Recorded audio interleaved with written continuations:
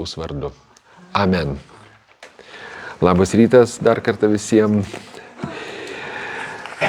Susirinkam, kad sekmadienį būti Dievo akivaizdoje, kad klausytis pamokslaujamo žodžio, kad išties būtume keičiami taip, kaip Dievas yra suplanavęs ir numatęs.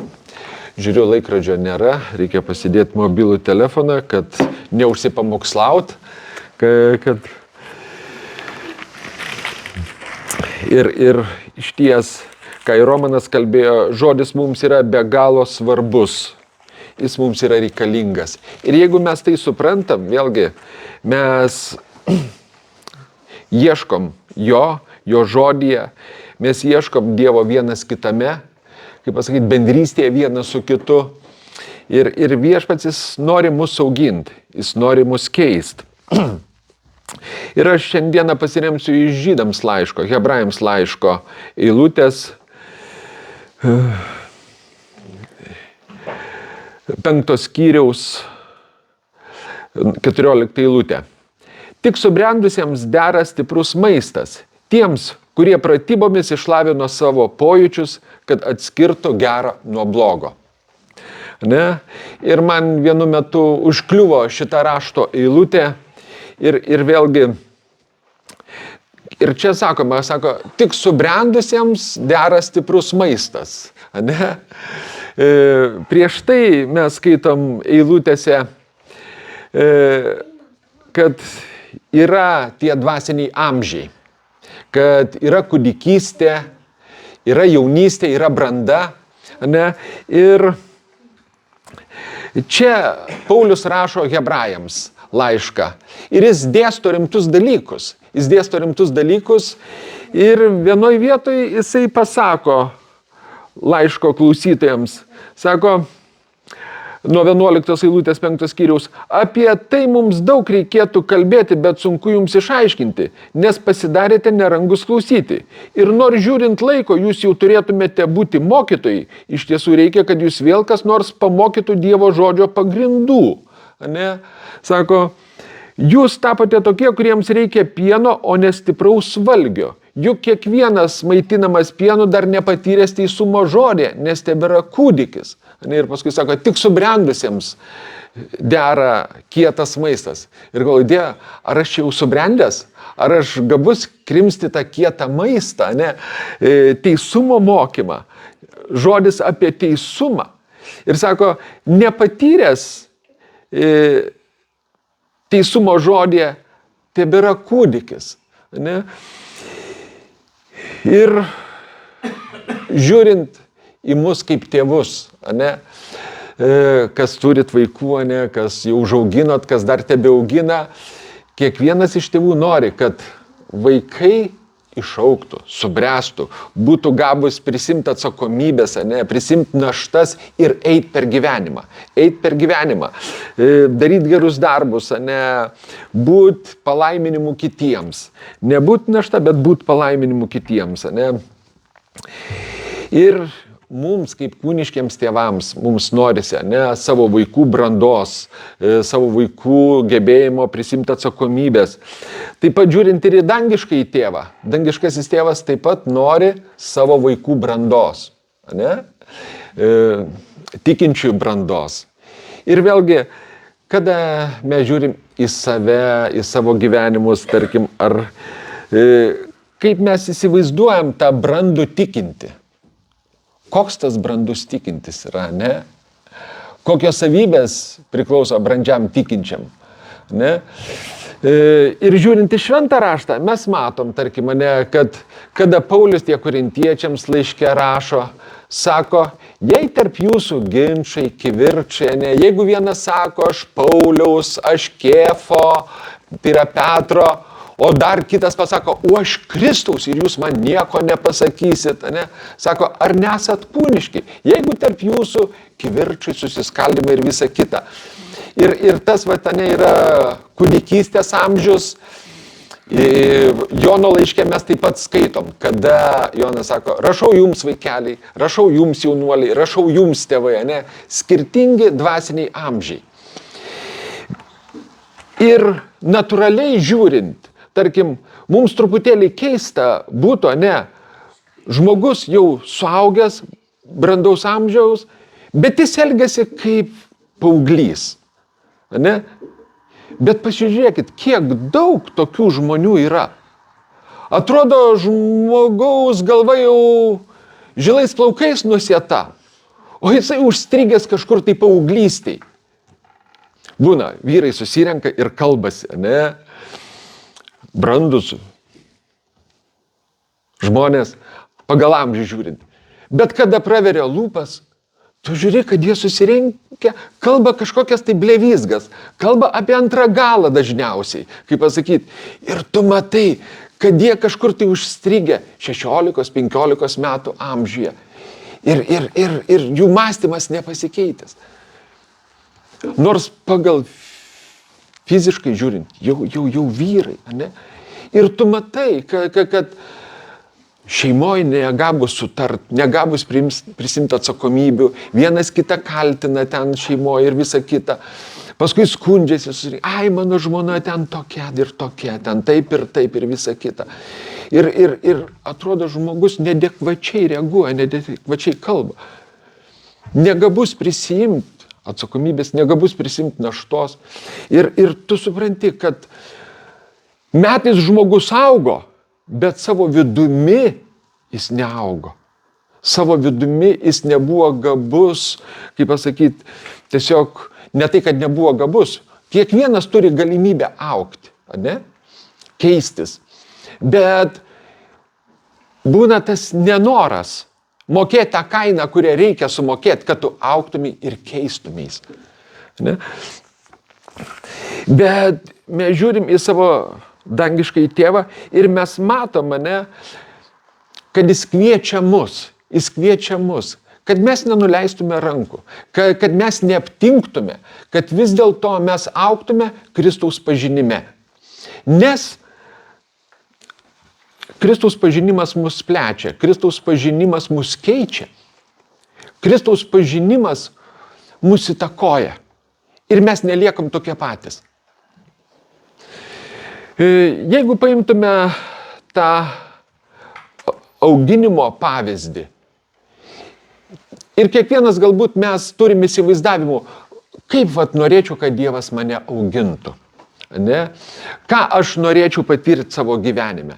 Ir dažną kartą mes tikriausiai nei vienas nenorėtume išgyventi kažkokios tai kančios, kažkokios tai sunkios situacijos. Mes norėtume, kad mums gerai sektųsi. Kad viskas su mumis gerai būtų, su mūsų vaikais gerai būtų, ne, sveikata, finansai, santykiai, kad viskas gerai būtų. Bet žiūrėkit, ar taip vyksta gyvenime? Dažną kartą žmogus eina per įvairiausias sunkias situacijas. Ir būna, kad ant ribos tos situacijos. Būna, kad išties nelengva pakeltas situacijas. Ir atrodo, stogo toj nuneš.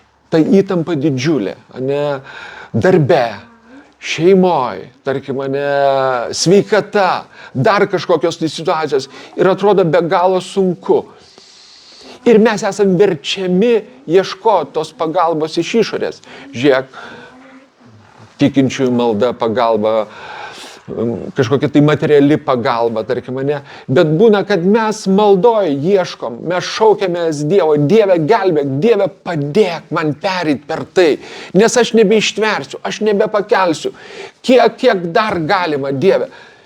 Ir žiūrėk, iškyla rašto eilutė, kad Dievas neduoda daugiau, negu žmogus gali pakelt, ne?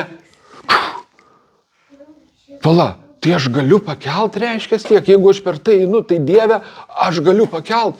Ir žiūrėk, ta rašto eilutė sustiprina tave. Aš galiu ištverti, aš galiu pereit per tai. Viešpatie Dieve, tu man padėsi. Viltis sužimba, ne? Ir tu judi toliau. Ir tu eini, ir tu mokais. Ir kaip čia skaitė mane, tik subrendusiam dera stiprus maistas tiems, kurie pratybomis išlavino savo pojūčius, kad atskirtų gerą nuo blogo. Ir tu suvoki, kad Dievas tave veda, kad Dievas tave mokina, per daugelį situacijų nori tave pervesti. Ir ištreniruoti tave, padaryti tave gebantį pakelt, ištvert, ne? Ir kaip aš pasižiūriu atgal į savo gyvenimą, į savo šeimos gyvenimą, galbūt nebenorėčiau eiti per tas situacijas, per kurias perėjau. Bet aš esu dėkingas už tas situacijas, kad Dievas pervedė mane per jas. Nes aš buvau pakeistas tose situacijose. Jos buvo skausmingos. Bet Dievas pervedė, mane pakeitė. Tos situacijos daužė mane, malė mane, trupino, vėl iš naujo lipdė, mane keitė. Ne kartą norėjau pabėgti iš tarnystės ir sakyti, Dieve, ką nors kitą statyk, nebegaliu. Santykiai šeimoj, ne? Vėlgi, tos ugningos strėlės šaudo. Gal tau su kita ar su kitu būtų buvę lengviau, ne? Ir va, dabar reikia nešti tą naštą ir visą kitą. Daug įvairiausių situacijų mūsų gyvenimuose būna. Ir paimkim pavyzdį iš Senojo testamento Juozapo gyvenimas, ne? Jokūbo sūnaus Juozapo gyvenimas. 17-metis jaunuolis. Ne? Jam buvo kažkur tai 17 metų, kada jis buvo atitrauktas nuo šeimos, nuo tėvo prieglobsčio. Ne?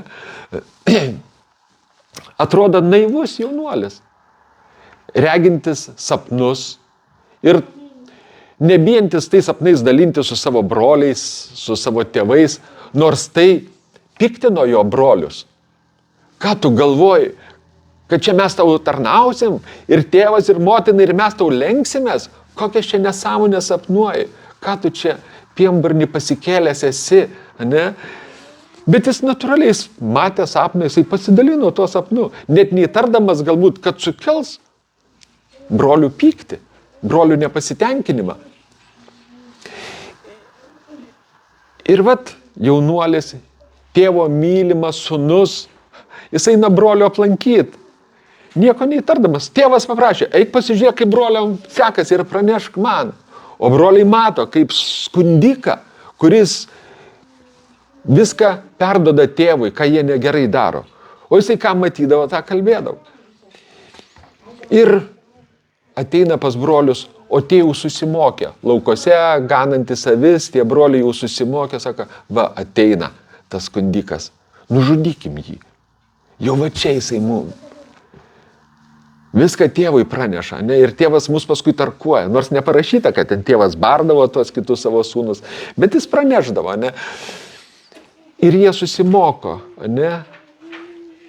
Pakenkti Juozapui. Ir iš ties buvo tas noras nužudyti savo brolių.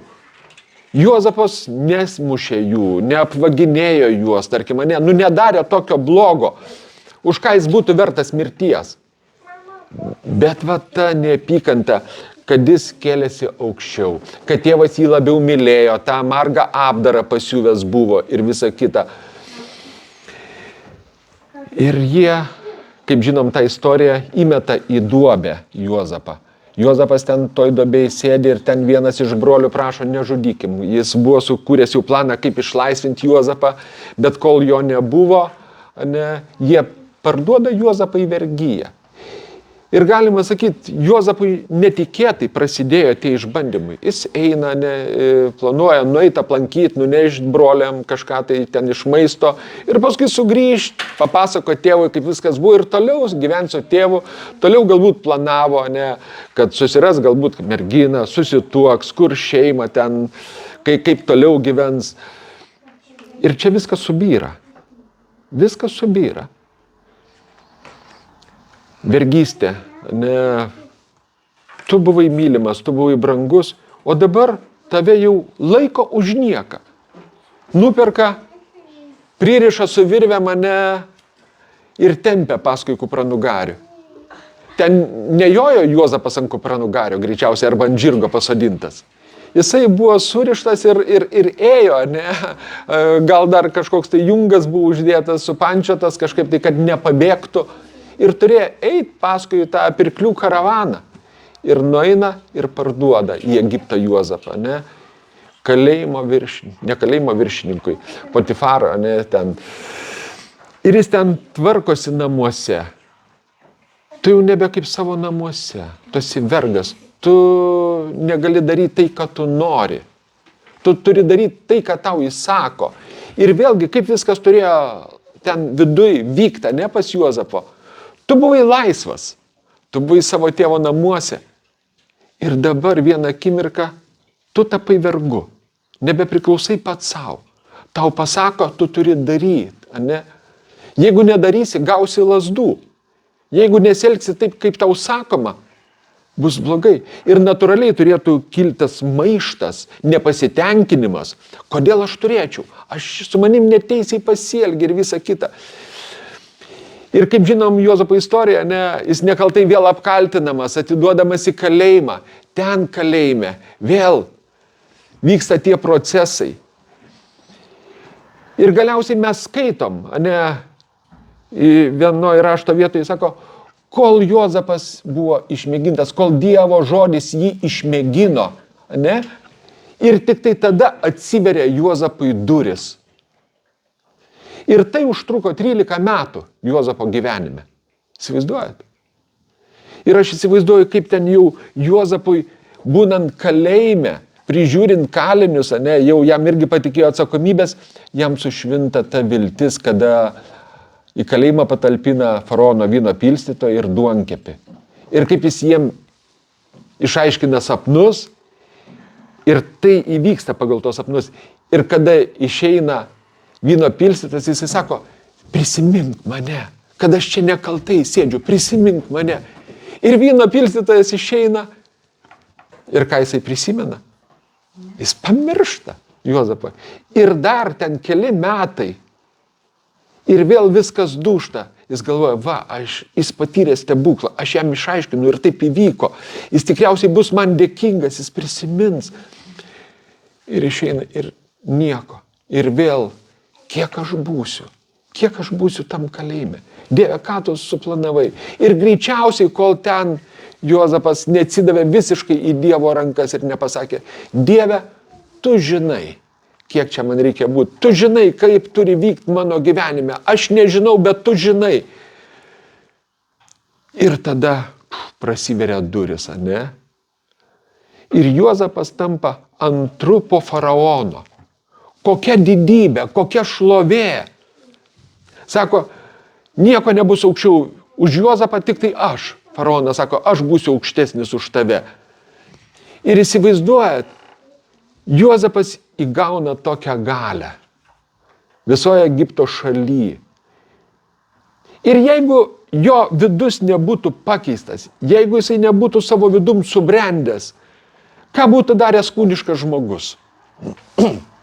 Greičiausiai toj būtų pasiuntęs armiją su broliais įsiaiškinti, taip pat būtų atlyginęs ir Potifarui, ir vyno pilstytojui, kad pamiršo.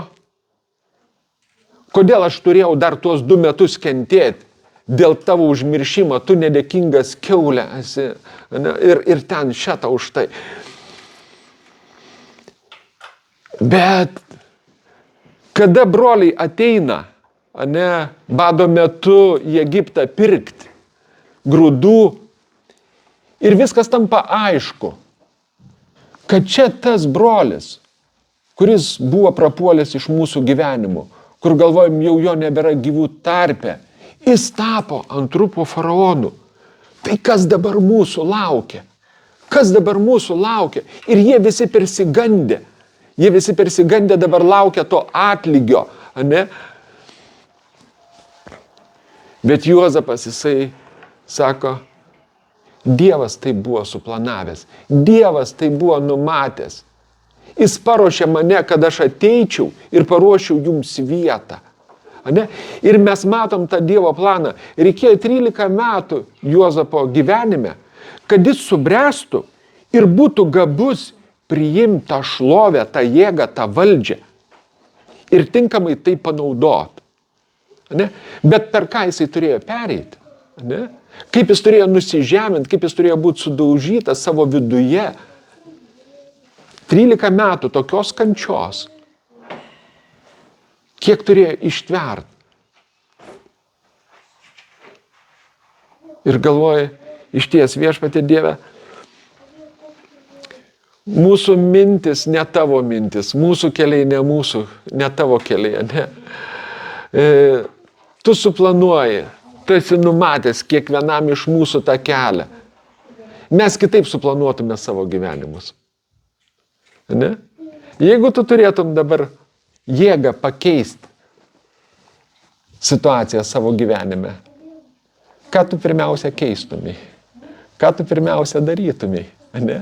Jeigu tu turėtumai tokią galimybę. Žiūrėkit, dažną kartą pinigai mums suteikia laisvę. Ne? Ir vat kažkaip tai atsiveria tos duris ir plūsteli tie finansai į tavo gyvenimą. Tau nebereikia melstis duonos kasdieninės. Tau nebereikia kažko tai prašyti. Tu gali nueiti ir nusipirkti prabangų daiktą, kur ten galbūt eidavai ir ieškodavai kažkur tai ten pigiau kažką tai gauti. Dabar tu paskambini ir tau į namus atveža. Ne? Tavo rankos atsiriša. Ar tas, tarkim, mane antplūdis to gerbuvio nepakeistų tavęs kaip asmenybės? Mes matom, kad Juozapo nepakeitė. Ta šlovė, tie turtai, kuriais jis disponavo, tai jo nepakeitė. Bet žiūrėkit, dažną kartą mes būnam bažnyčiai, bet mes savo vidumi labai menkai judam į priekį ir keičiamės. Ir mažiausios smulkmenos, ne, mūsų sujudina, mūsų purto. Žiūrėkit, norisi trenkti durim ir išeiti, ir kiti trenkia ir išeina. Kaip galėjo pasakyti, kaip galėjo tai pasielgti, ne, ir visa kita. Ir kaip dažną kartą dar mumise yra to vergo dvasios. Kol bizūnas švilpia virš galvos, mes nuolankus. Ir mes darom,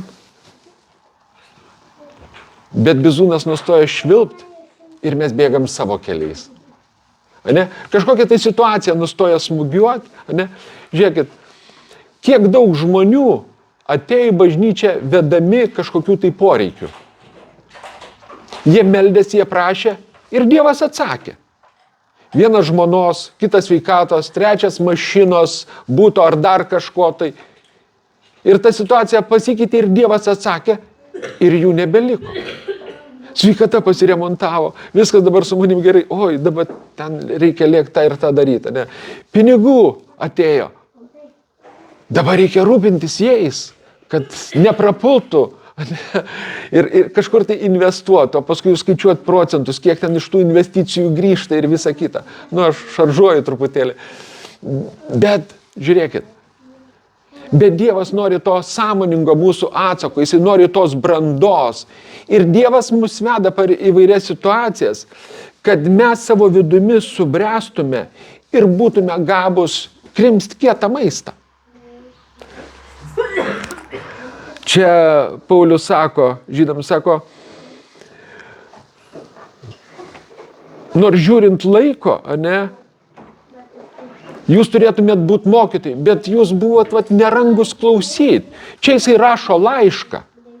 Tai reiškia, jis nemato tų klausytojų, jisai rašo jiems, bet iš anksčiau matyti, ar iš kažko tai jisai žino, kad tie klausytojai, kuriems jis rašo laiško, jie tapo nerangus klausyti, jie susikoncentravė į kažkokius tai kitus antraeilius dalykus. Ir jiem nebesvarbus teisumo mokslas. Jiems svarbus kažkokie tai kiti dalykai. Ir Paulius sako, žinokit, kūdikiai, jie turi augti, jie turi keistis, jie turi bręsti, jie turi išmokti prisimti atsakomybės, ne? Būtų keista, jeigu naujagimį maitinti šašlykų ir dar su aitre paprika taip gerai pamarinuotų, ne? Sakytų, ką čia tėvai daro. Bet būtų keista, jeigu jau vaikas 18-metis, o dar mama sako jam, vaikeli, pas kaimynę perteklius pieno. Nuo kūdikio ten šaldytuvė dar liko, parnešiau tau, ar nenori mamos pieno.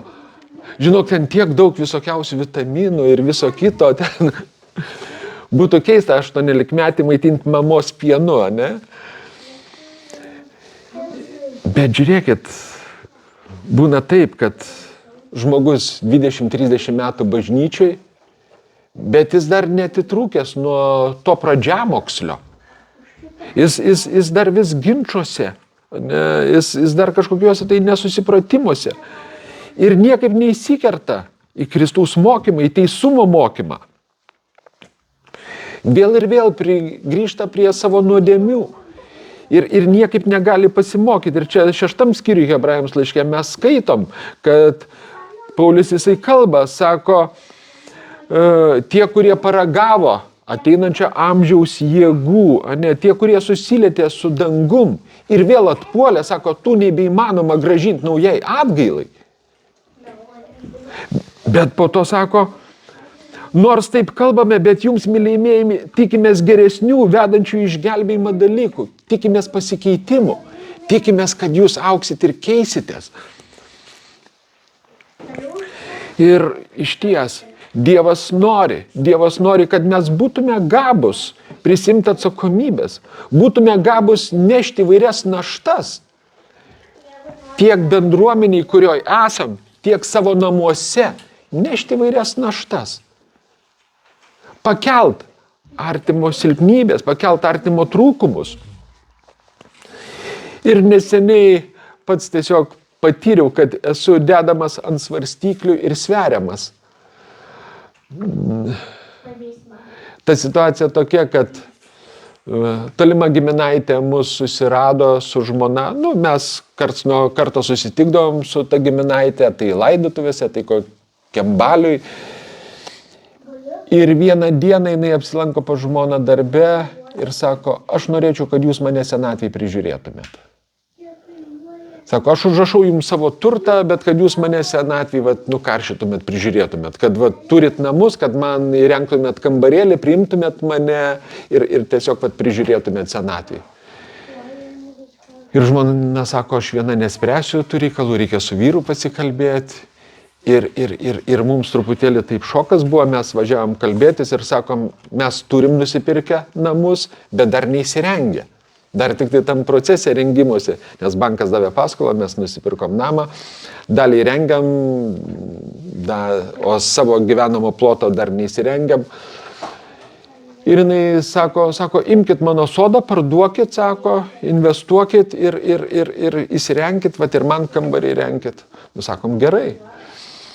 Tai mes apsisprendėm ją prižiūrėti ir kaip tik prasidėjo karas ir ten užtrukom su to sodo pardavimu ir vienu žodžiu ir mes pasikviesdavom tetai, kartu šventes švęsdavom, važiuodavom atostogaut, pasimdavom kartu. Tiesiog jei kažkokie tai poreikiai iškildavo, aš padėdavau ten sutvarkytos poreikius.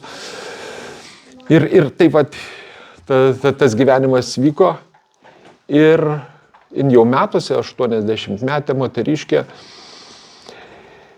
bet pilna jėgų, kaip pasakyti, dar gyventi ir gyventi. Pati į Vilnių nuvažiavo ten, regėjimas, iki 80 metų be akinių vaikščiojo.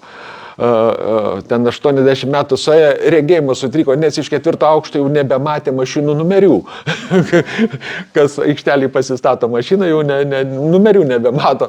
Aš su akiniais nematau, jinai be akinių nemato. Tai pati į Vilnių nuvyko, ten susiskambino, pasikeisti lėšiukus akyse.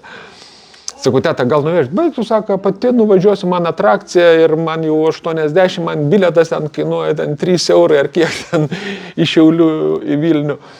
Ir jin pati nuvažiavo, pasikeitė tos lėšiukus, pilna jėgų, visa kita. Ir netikėtai insultas suparaližavo. Atėmė dešinę pusę, atėmė kalbą ir moteris ant patalo. Tu eini lankyti, tu kalbi ir tu nesupranti, ar jin supranta, ar nesupranta tave. Jinai kalba, bet savo kalba. Ir kaip pasakyti, Ir dienos bėga, kaip pasakyti, ir gydytojai sako, šansų, kad pakils iš patalo nėra. Ir žmogus ant patalo guli, suparalyžiuotas, pragulos prasidėjo, žmogus kenčia. Ir tiesiog aš pagavau save, kad aš esu sveriamas. Nes teta numirtų, testamentas parašytas, palikimas palieka ir visa kita. Ar aš trokšiu artimo mirties ar ne? Va toj situacijai, tarkim, mane ir pagavau save, kad tiesiog toj situacijai esu sveriamas ir Dievas žiūri į mano širdį. Ar aš norėsiu artimo mirties, va tokioj situacijai? Suprantu, kad jei būtų geriau išeiti ir nebesikankinti, jau 2 mėnesiai ant patalo, tarkim, mane, ir žmogus, jisai, gydytojai prognozuoja, kad nebepakils. Be abejo, Dievas gali padaryti stebuklą ir išgydyti. Bet niekas nesikeičia. Ir kas nueina lankyti, nes jinai ir susirinkimuose dalyvaudavo, kada būdavo pas mus, į tarnavimus eidavo, ir ten iš bažnyčios moteris susipažino, ir kada moteris nueidavo į ligoninę ją lankyti, sakydavo, geriau viešpats paimtų. Viešpats paimtų geriau, nes, žmogus kankinasi. Nekalba, neaišku, ar supranta, kas jai yra sakoma. Kairė ranka juda, ten pati pavalgyti negali, reikia maitinti, sauskelnes reikia keisti, tarkim, mane, ir visa kita. Ir sakau, Dieve, tu matai, išties, aš nenoriu jos mirties. Neaišku kaip, 4 mėnesius laiko ligoniniai, po to jau reikia pasiimti namo ir namuose prižiūrėti. Vietos nėra, kažką tai reikės galvoti, ar būtas samdytis, ar kad aukštai nebūtų, nes jos būtas 4 aukšte Šiauliuose. Ne? Ir tu tiri, ir tu žiūri save, bet kaip tu reaguoji. Ir supratau, kad išties viešpat žiūri. Mane patalpino, mūsų šeima patalpino tokioj situacijai, kad, sakau, atėjo žmogus kaip iš niekur. Ne? Ir taip viskas susiklostė. Ir supratau, kad Dieve, aš negaliu trokšti artimo mirties. Taip, jei būtų geriau, Dieve, iškeliauti, kad baigtųs ta kančia, nes pragulos didžiulės ir jos negyja, kraujotaka sutrikus, ten einu pas gydytus kalbėtis ir klausti, ką daryti. Sako, galim persodinti tą odą ten, kosmetinę operaciją padaryti, bet sako, niekas nesikeis, kraujotaka sutrikus, metai jau ir visa kita. Ir pagavau, kad teko eiti per tokią situaciją, išgyventi tam tikrus jausmus, patirti tą nelengvumą, sunkumą, tu į dieną po 4 kartų eini į ligoninę, kad pamaitinti, kad aplankyti. Ir aš pats Dievo žodžio šviesoj pasisvėriau, kad ir grinai Dievo baimė, tokia, kad, jeigu aš dabar trokščiau artimo mirties, aš pats pasensiu. Aš nežinau, kokia mano senatvė bus. Ir tada ar netrokš dar labiau kažkas tai iš mano artimųjų mano mirties. Ir sakys, kad greičiau čia pastiptų ir nebenervuotų mūsų, nebekankintų ir visa kita. Nes tu nežinai, kaip. Ir tiesiog mes einam per tam tikras situacijas ir Dievas mus tyria. Ir tuo pačiu augina. Nes Dievas nori mums patikėti dangiškus turtus. Dievas nori mums pavesti savo turtus. Ir jeigu mes su tuo, kas ne mūsų, nes mes galvojam, kad viskas čia mūsų, ką mes turime, ne? Mes elgiamės su savo kūnais kaip su savo, su laiku kaip su savo. Nes tai mūsų, bet žiūrint švento rašto tiesos, mes patys nebepriklausom patys savo. Raštas aiškiai sako, esam nupirkti už brangę kainą ir nebepriklausom patys savo. Nei mūsų kūnai nebepriklauso mums. Ir mes šiaip kaip Juozapo padėti, ką pasako, turėtume daryti ir daryti kaip viešpačiai, ne? Būdami įvairiuose situacijose.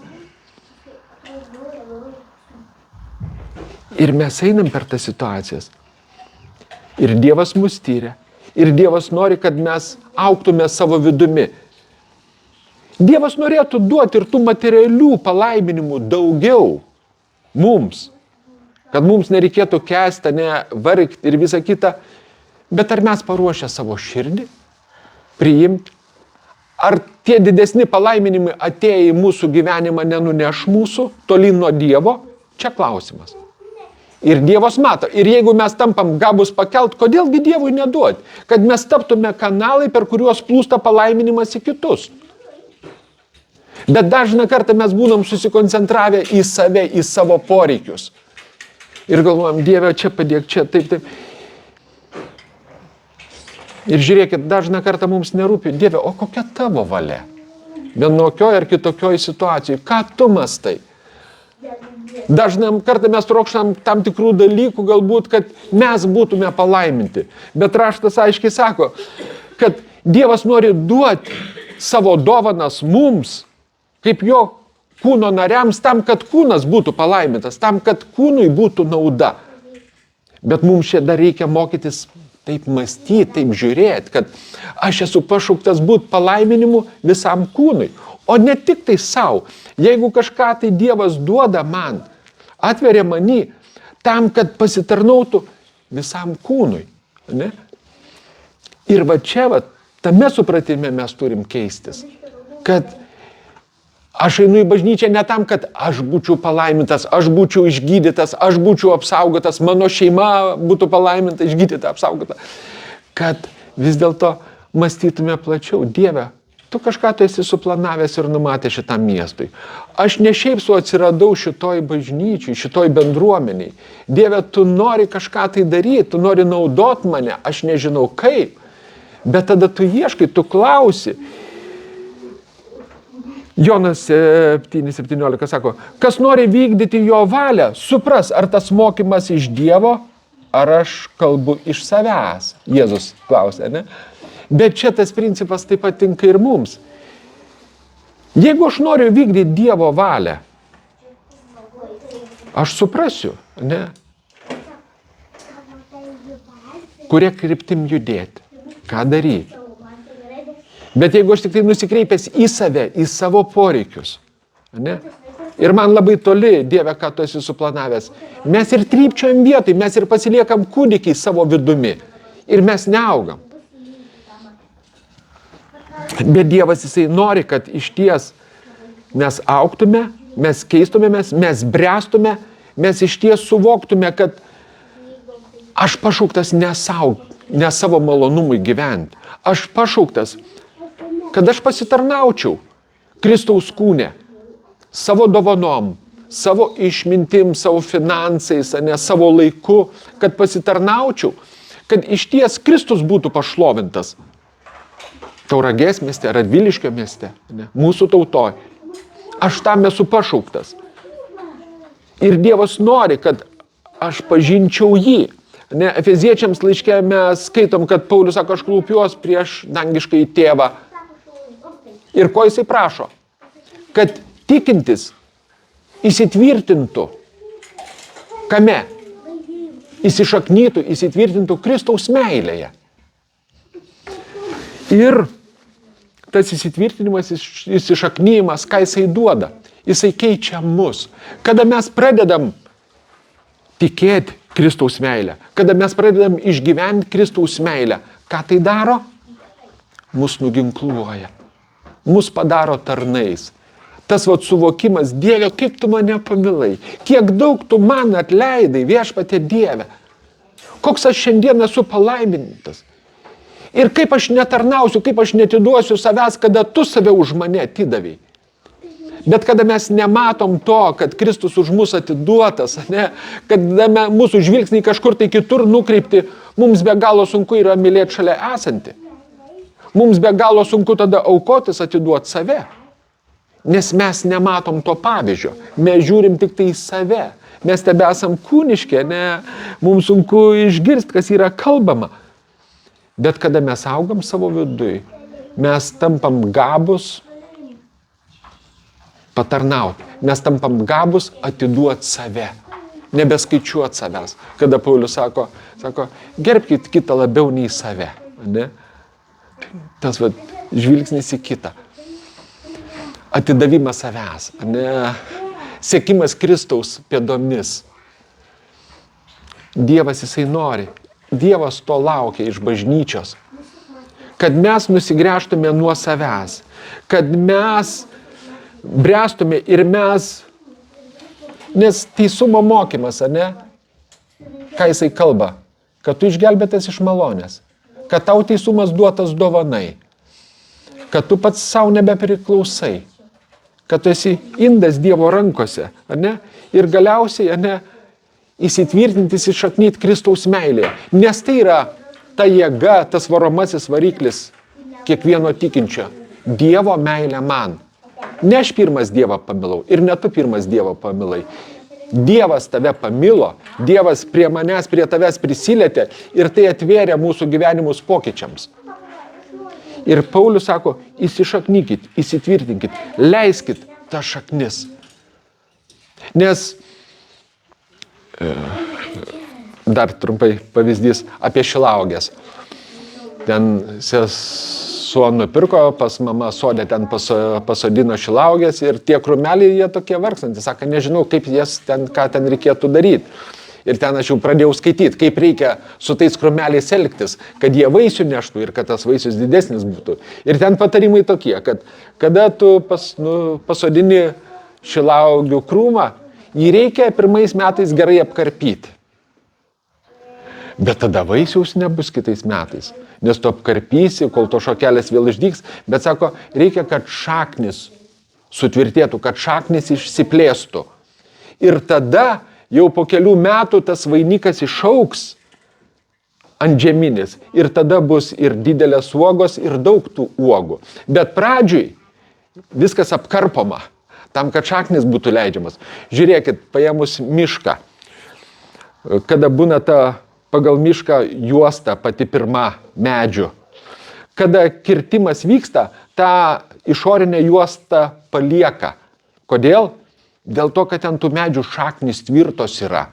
Nes pastoviai vėjai ten į tą pirmą medžių juostą ten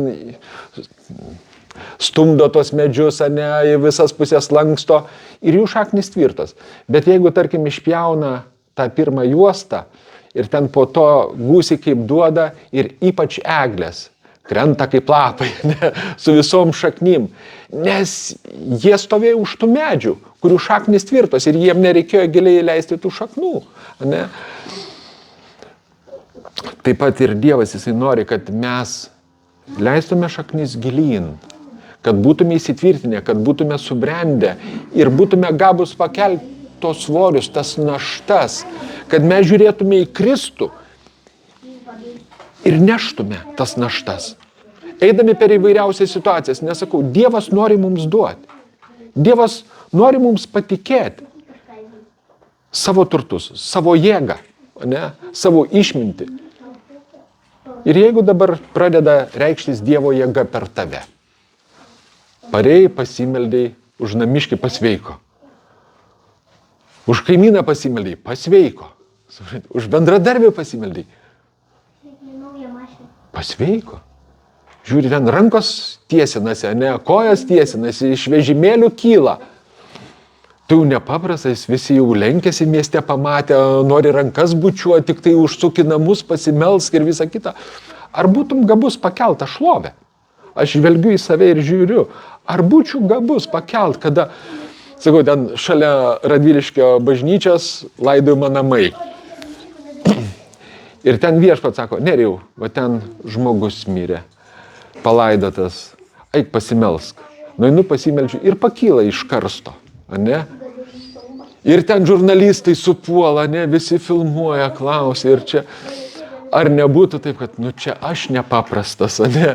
Čia aš nuėjau pasimeldžiau, ne? Aš nežinau kaip. Bet šiai dienai, nu, dar nedisponuoju tą tokią dievišką jėgą. Ne? Tai reiškia, dar nebūsiu gabus pakelt. Nes tai didžiulė atsakomybė, didžiulis svoris, kada žmonės jau tave bandytų sudievinti ir sakytų, wow, nepaprastas, tokia jėga, tokia išmintis, ne? Bet Dievas sako, eik į tai, bręsk savo vidumi, dušk, tapk niekuo, Suprask, kad viskas ne iš tavęs, o iš manęs, ne? Tu nebepriklausai pats savo. Nei tai, ką tu turi, yra tavo. Tai ne tavo, tai iš manęs, ne? Ir Dievas, jis nori, kad mes eitume link tos ribos, augtume. Ir toliau 6 skyriui mes skaitome, ne? Ir Paulius iš čia rašo, sako, todėl trokštame, kad kiekvienas nuo 11 eilutės iš jūsų rodytų ankstesnį uolumą iki galo, kol pasieks visišką vilties užtikrintumą. Kad neaptinktumėte, bet būtumėte sekėjai tų, kurie tikėjimu ir kantrybė paveldi pažadus. Ne? Kad būtumėte tie, kurie tikėjimu ir kantrybė paveldim tai, kas Dievo mums pažadėta. O Dievas nemeluoja. Jisai pažadėjo ir prisiekė savimi. Ne? Toliau mes skaitam tam pačiam skyriui. Dievas jisai nori, kad jo bažnyčia darytų tai, ką jis suplanavęs, tai, ką jis numatęs yra. Ir mums reikia pažinti jo valią, suprasti jo mokymą, ne? Ir atiduoti save. Atiduoti save. Sekant tuo pavyzdžiu, Kristaus parodytų pavyzdžiu.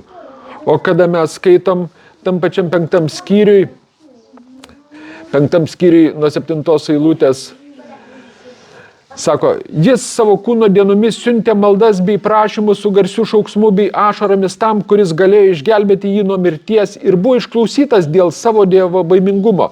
Nors būdamas sūnus, jis per savo kentėjimus išmoko paklusnumo. Ir ištobulintas tapo amžino išgelbėjimo priežastimi visiems, kurie jam paklūsta. Dievo pavadintas vyriausiųjų kunigų Melchizedeko būdu. Kristus buvo ištreniruotas, išlavintas savo kūno dienomis šitoj žemėje, ne? Sako, tam, kad taptų išgelbėjimo priežastimi. Dievas mus treniruoja, lavina, tam, kad mes pasitarnautume jam. Todėl, broliai ir sesės, kantrybės einant šio tikėjimo keliu, ne?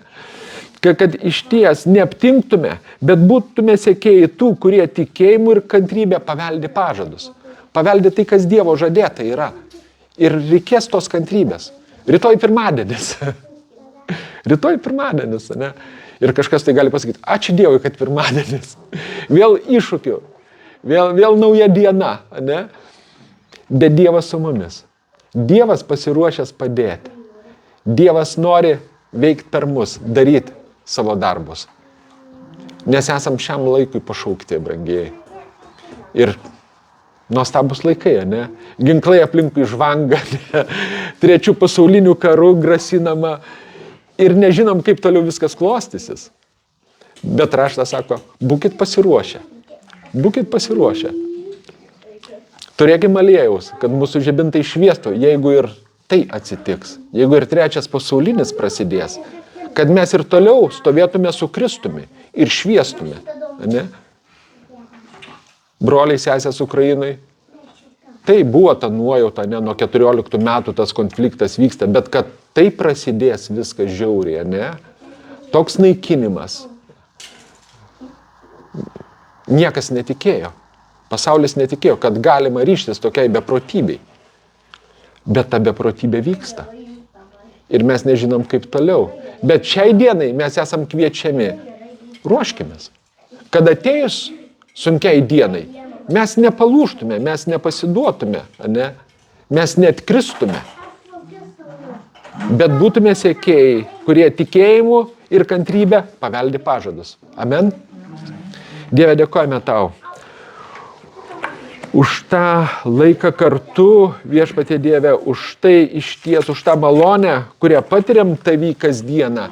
Dėkojame tau, viešpatie Dieve, kad tu nenuleidi rankų ir augini mus, kad mes brestume, kad mes būtume atsakingi, kad mes būtume gabus prisimti atsakomybės, prisimti naštas, viešpatie Dieve, ir eiti ir toliau liudyti Kristų. Ir toliau, viešpatie Dieve, gyventi taip, kad Jėzaus Kristaus vardas būtų pašlovintas per mūsų gyvenimus. Amen.